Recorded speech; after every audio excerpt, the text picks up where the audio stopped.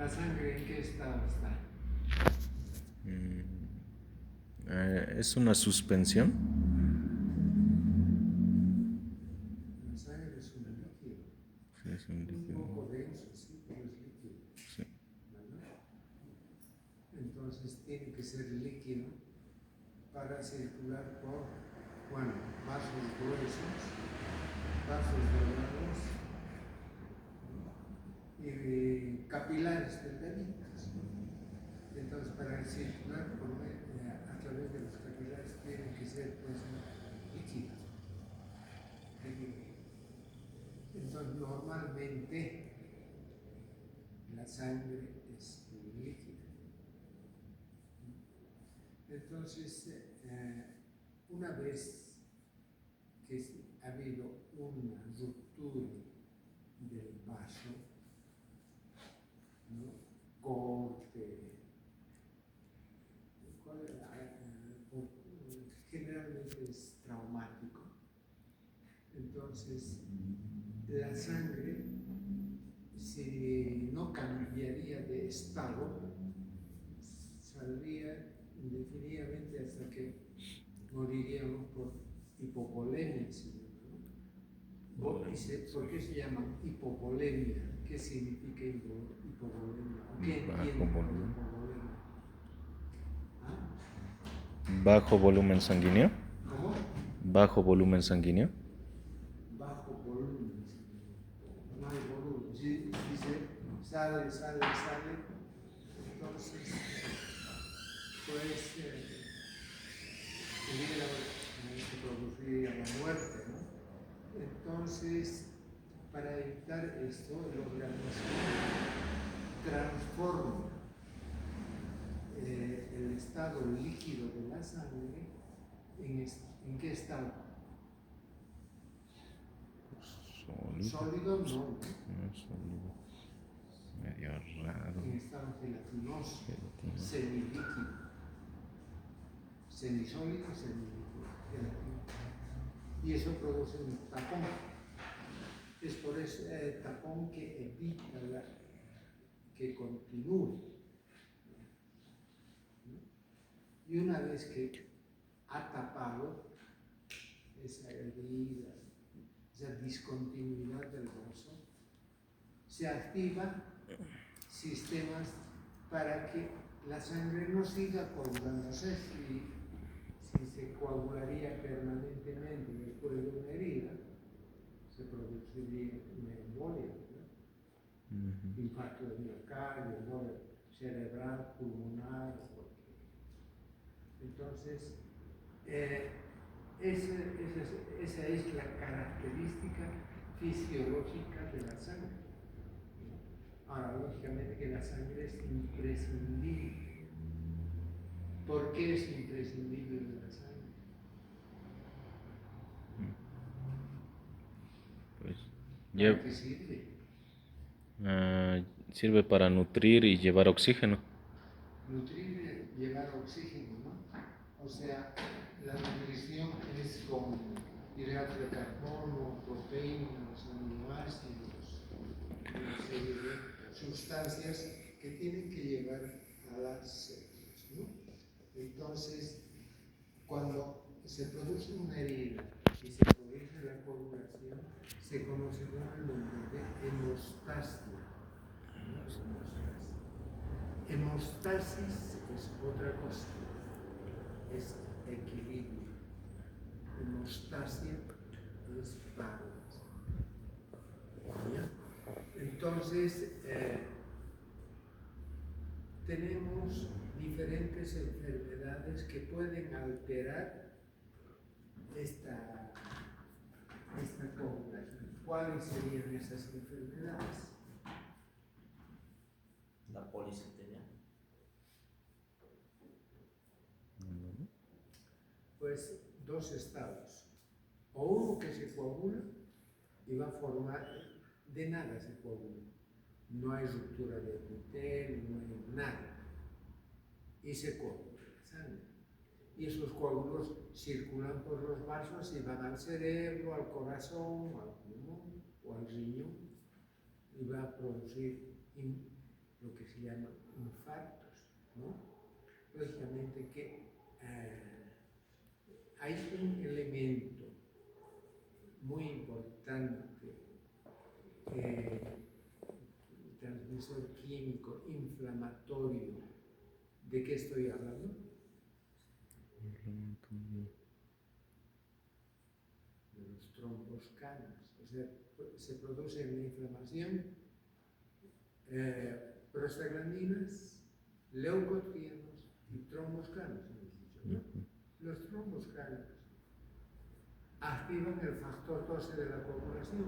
O sea, por eso las personas que siempre andan muy nerviosas, se les dice, a vos te va a dar un infarto, tranquilizante. Cuidado, estás cardíaco, les dicen, ¿no? Y tienen razón, ¿no?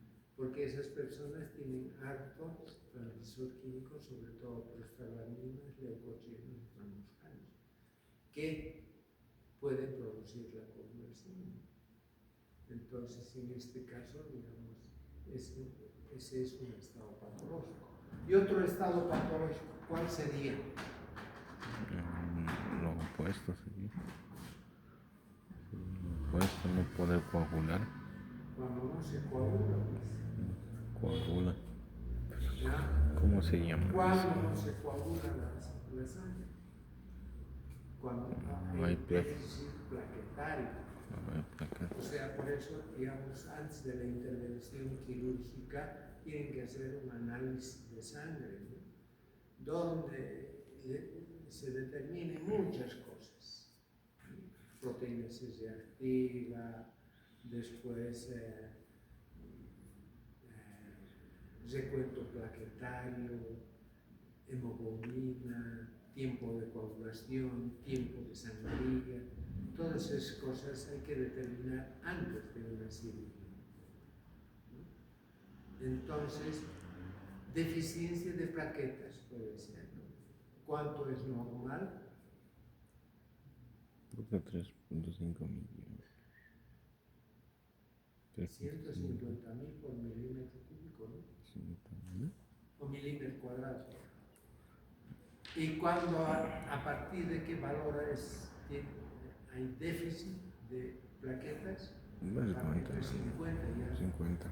es de 50.000. 66%. Es probable que se produzcan hemorragias. Por eso es muy importante recordar. ¿En qué otros casos no se coagula la sangre?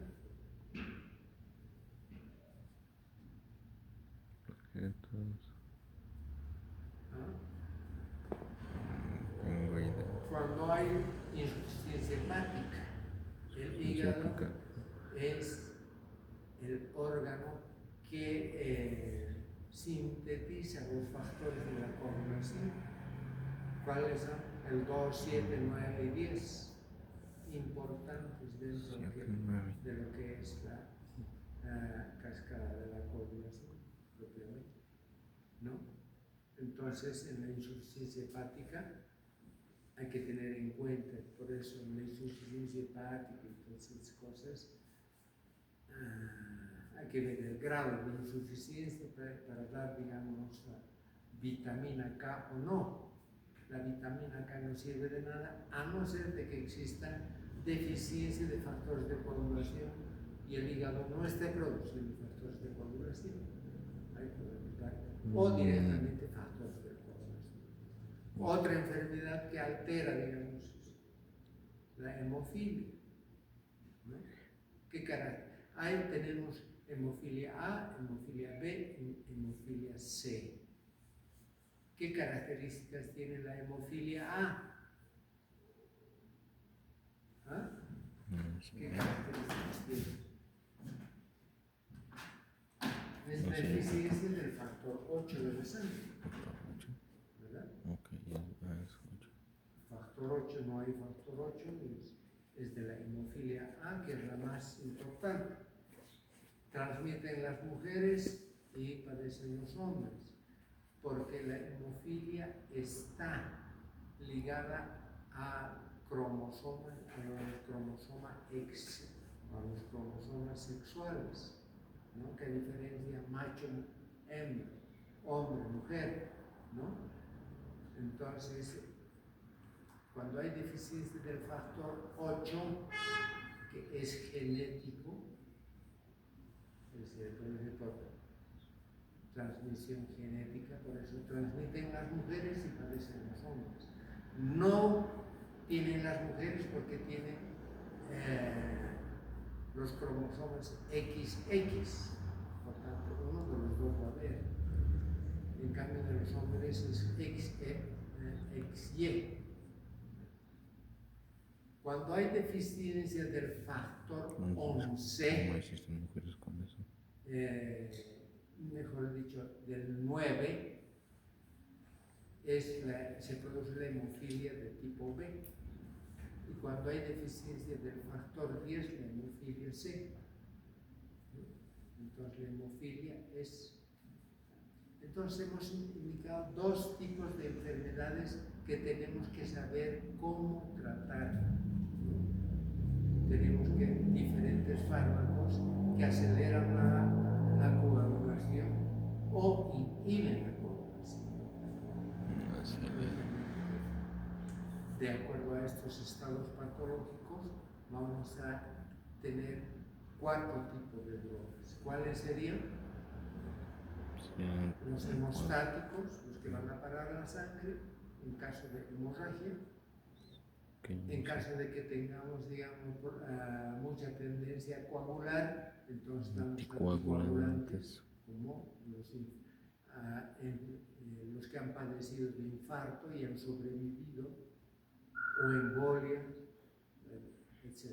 Entonces, normalmente gente que pasa los 45, 50 años debería ya tener como protección antiagregantes plaquetarios. Sí. ¿Qué antiagregante plaquetario damos? Aspirina. Aspirina, ¿cuánto damos? 50 De miligramos. 80 a 100. Aspirina. Serían 50, 100. Entonces, ahora, si queremos que se preserve el coágulo, entonces vamos a dar fármacos antifibrinolíticos. Fibrinolisis, que significa fármacos que van a disolver el coágulo. Lisis. Porque el coágulo está formado por plaquetas y fibrina. Y lógicamente en esta malla intervienen o van a ser atrapados en malla de fibrina, van a ser atrapados elementos de la sangre, rojo, blanco, en fin, diferentes células. Y los agentes, estos son, si queremos preservarles, el dicho antifibrinolíticos. Y se ha dado un infarto, entonces hay que disolver el coágulo. Se da agentes fibrinolíticos. O sea, de acuerdo a la patología, damos fármacos fibrinolíticos o fármacos antifibrinolíticos. Esos son los 4 tipos de fármacos que vamos a administrar. Acá están tipos de fármacos, ¿no? que alteran la coagulación sanguínea. Agentes coagulantes o hemostáticos, anticoagulantes, fibrinolíticos y antifibrinolíticos.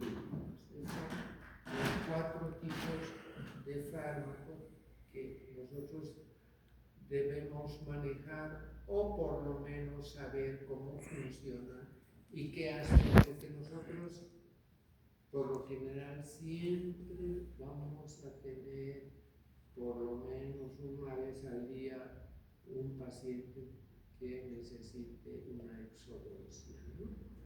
Entonces ahí para evitar, digamos, hemorragia. Para evitar la hemorragia, ¿no? O saber si este paciente va a tener hemorragia, no va a tener. Ahora vamos a hablar antifibrinolíticos, la vitamina K. ¿En qué caso hay a vitamina K?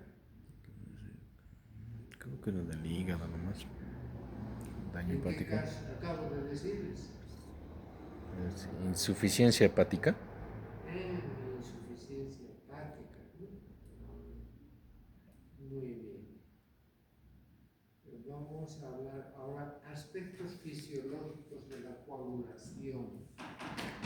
En lo que respecta de los aspectos fisiológicos de la coagulación, acá tenemos se produce la lesión o trauma. Acá. Entonces se produce una discontinuidad y por aquí se va a perder sangre, ¿no? Entonces, ¿qué es lo primero que pasa? ¿Qué es esto? Vasoconstricción. Vasoconstricción. ¿Por qué mecanismo? Por la liberación de endotelina, ¿no? Y cuando se lesiona el músculo, por vía refleja también contrae. Esto va a producir estas secretos. Es por eso que la hemostasia se va a producir cuando la lesión es en vasos pequeños. Puede ser, digamos, capilares, puede ser arteriolas, arterias ya no. ¿Por qué no arterias? Porque se está formando el coágulo y va a borrar. O sea, un hemostático en esas circunstancias, digamos, o esperar un hemostático sistémico, vitamina K, factores de la coagulación o cualquier cosa, no va a servir nada, va a seguir sangrando. No puede parar. La única forma de parar es, digamos, la compresiva. Entonces, esto es el primer paso. Entonces, después de esta vasoconstricción que se produce por liberación de endotelina y la vasoconstricción refleja y va a producir una disminución del flujo sanguíneo, viene la segunda parte, que es la hemostasia primaria. La hemostasia primaria, ¿en qué consiste? Consiste en el agregado plaquetario. Entonces, ¿cómo es el agregado plaquetario? Una plaqueta se une con otra plaqueta. Pero, ¿qué son las plaquetas? ¿Qué tipo de células son? No son células. Son células discoidales anucleadas. No tienen núcleo. Tienen una vida bastante corta, de 8 a 11 días simplemente. No tienen más, ¿no? Entonces, las plaquetas, lo primero que se va a producir es agregado plaquetario. Entonces, dentro de lo que es el agregado plaquetario, una plaqueta se une con otra. Y al unirse una plaqueta con otra, intervienen estos factores, las glicoproteínas, glicoproteína 2B y 3A. No se toca mucho, pero más los iones calcio unen los fibrinógenos más el factor de von Willebrand y el factor de von Willebrand que se encuentra en el interior. Acá tenemos WF, es el factor de von Willebrand, ¿no? Que va a producir, digamos, el agregado plaquetario. Lógicamente que cuando viene este estado de agregado plaquetario, según se va agregando las plaquetas, van transformándose, van cambiando de forma. De lo discoidal van emitiendo pseudópodos como patas. ¿No? Aquí, por ejemplo, tienen esta forma de lo discoidal. Aquí tenemos la forma discoidal, ¿no? Y aquí ya digamos, esta emisión de pseudópodos de las plaquetas nos sirve para que se entrecrucen una plaqueta con la otra, ¿no? Entonces aquí tenemos el fibrinógeno, la cadena del factor de Bonpili-Branque, que van a ayudar a la unión de una plaqueta con otra plaqueta, ¿no? Y después, bueno, aquí viene la fibrina, y la fibrina, digamos, va a completar, va a consolidar el coágulo, ¿de acuerdo? Entonces, después de producirse, digamos, este agregado plaquetario, en la tercera tenemos la hemostasia secundaria, ¿no? Entonces existe una especie de fosfolípidos que van a producir el entrecruzamiento y van a producir la adhesión de los fibrinógenos y transformando en fibrina.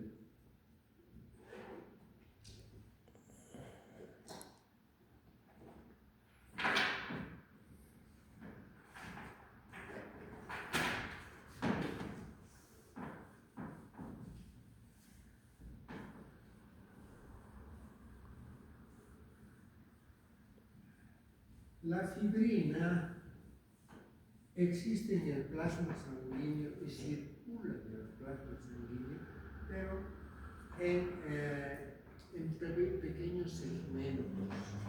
Tenemos un segmento A así, digamos A alfa, otro segmento beta,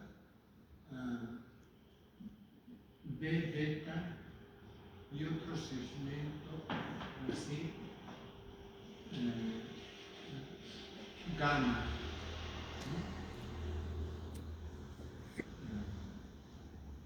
Así sí. Entonces aquí tenemos tres cabos. 1, 2, 3.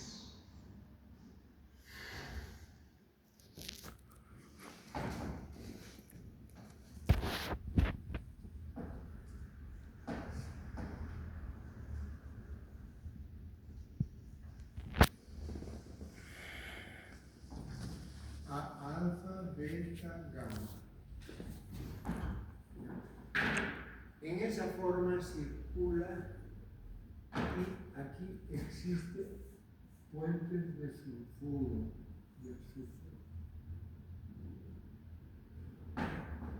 En esa forma. Entonces, esta fibrina, acá estos elementos, arginina,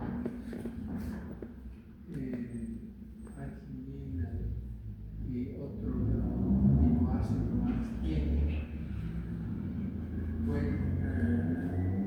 una electrovalencia negativa con otra molécula de fibrina negativa. Negativo con negativo, ¿qué es lo que pasa? Positivo. Positivo. Negativo con negativo, ¿qué es lo que pasa? Bueno, Se repelen, pues, como los imanes. Los imanes, una cara, digamos, tiene positiva y otra cara tiene negativa, otro segmento, otra porción. cuando los imanes estamos queriendo unir así, en vez de unir, se repelen. Volcamos, se une. Entonces, estas propiedades muchas veces se aprovechan para hacer funcionar motores y demás cosas. Se aprovecha también para los trenes de alta velocidad, ¿no? Que se repelen. En realidad los trenes de alta velocidad vuelan, no se deslizan sobre las hieles, sino se suspenden así por acción eléctrica, digamos, ¿no? O sea, positivo y negativo. Sí. Entonces, en este caso, digamos, se repelen las fibrinas, pero cuando hay cambios químicos, sobre todo de las glicoproteínas, entonces uno se torna positivo y el otro negativo, entonces se unen y forman hebras. Y de tal manera que agarran el coágulo, ¿no? Entonces, y después, digamos, estas fibras tienen uniones electrovalentes. Ahí decimos monómero de fibrina. Y el monómero de fibrina se transforma en polímero de fibrina cuando estas uniones ya se hacen de tipo covalente, más firmes. ¿De acuerdo? Entonces, esas cosas vemos, digamos, durante ahora, como les decía, estas glicoproteínas también son activadas y potenciadas por las citoquinas, el factor necrótico tumoral y la glicoproteína IL-1, ¿no? Entonces, ahora lógicamente que también otros elementos químicos de la transmisión nerviosa, como la adrenalina, también puede desencadenar la adrenalina, las prostaglandinas, leucotrinos pueden producir o desencadenar lo que se llama la cascada de la coagulación, el proceso de la coagulación, ¿no? Porque una persona nerviosa siempre anda sobrecargada de adrenalina, ¿no? Es una persona muy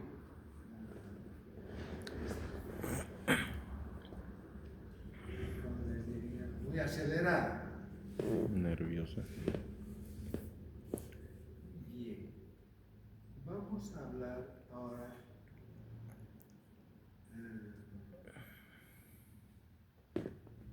tenemos los factores de la coagulación van a producir la hemostasia secundaria. Aquí tenemos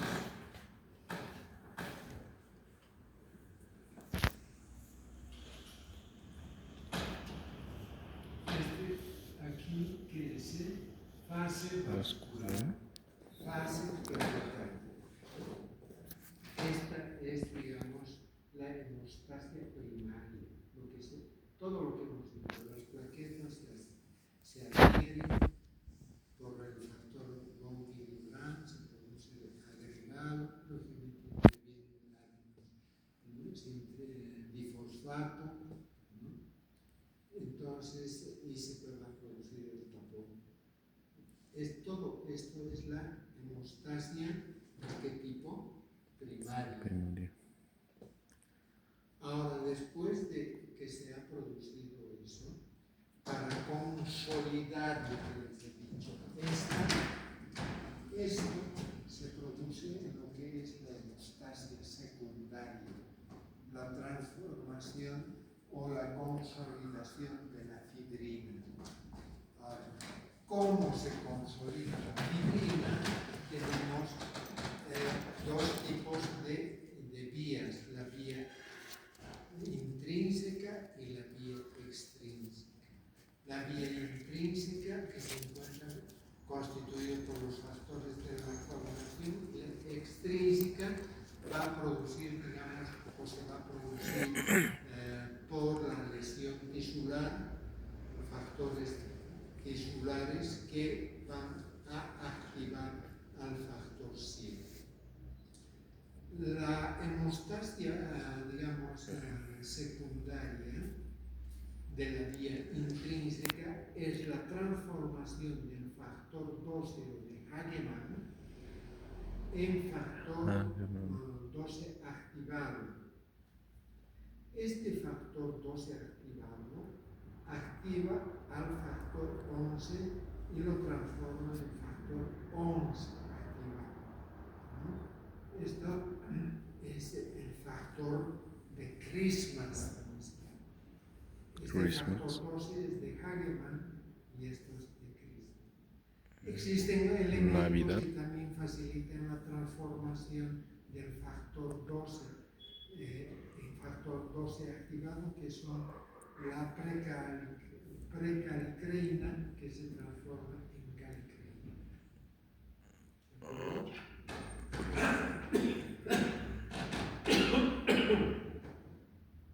Bien.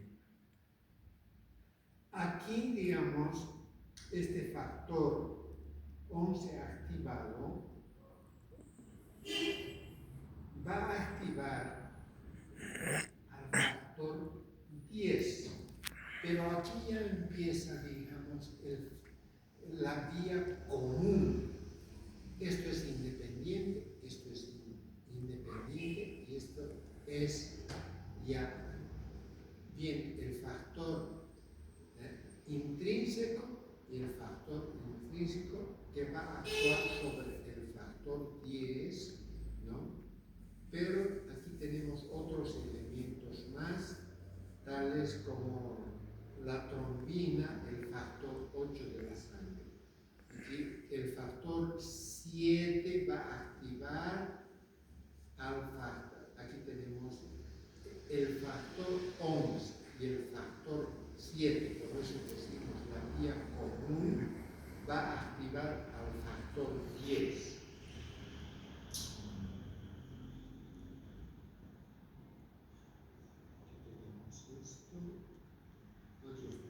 Activa al factor 10. El factor 10 de la sangre va a actuar directamente sobre el factor 2. La protrombina transformando en trombina. Pero en la activación de este factor, de esta transformación, o esta activación del factor 10 activado sobre la protrombina, interviene el factor 5, que se transforma en factor 5 inactivo en factor 5 activo. En todos estos procesos vemos que existe ion calcio, que es importante. Algunos anticoagulantes, sobre todo los anticoagulantes in vitro, descalcifican la sangre y al descalcificar la sangre se evita la coagulación. O sea, cuando nosotros hacemos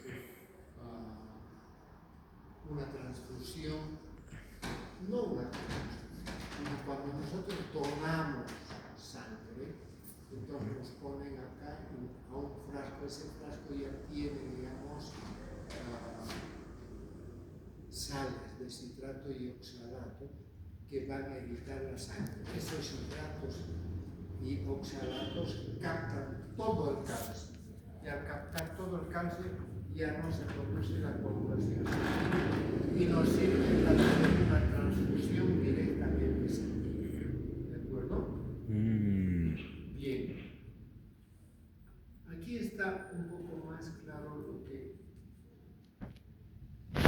Aquí tenemos la precalicreína que transforma la calicreína, que tenemos en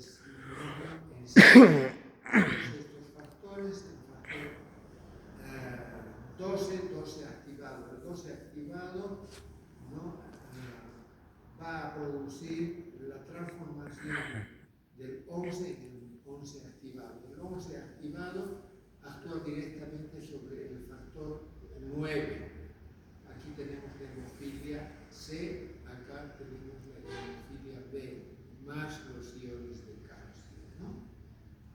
El factor 9 más el factor 8 más los fosfolípidos van a transformar este factor 10 en factor 10 activado, ¿no? Esta es la vía intrínseca. La extrínseca tenemos acá el factor 3 más el calcio que transforma al factor 7 en factor 7 activado. Que a su vez esto y esto es lo mismo. 10, 10, 10A, 10B. O sea, llegan a lo mismo los dos, tanto intrínseco como extrínseco, para ver la vía, para ir hacia la vía común, ¿no? Entonces, aquí tenemos la vía común. Hemos dicho que el factor 10 actúa sobre la trombina, protrombina, transformando en trombina. Factor 2 en factor 2 activado, más los iones calcio. A este factor 2 activado va a actuar, o sea, esta trombina va a actuar sobre el fibrinógeno transformando en fibrina. Lógicamente que siempre interviene calcio, calcio, calcio, ¿no? La fibrina, aquí tenemos un monómero de fibrina.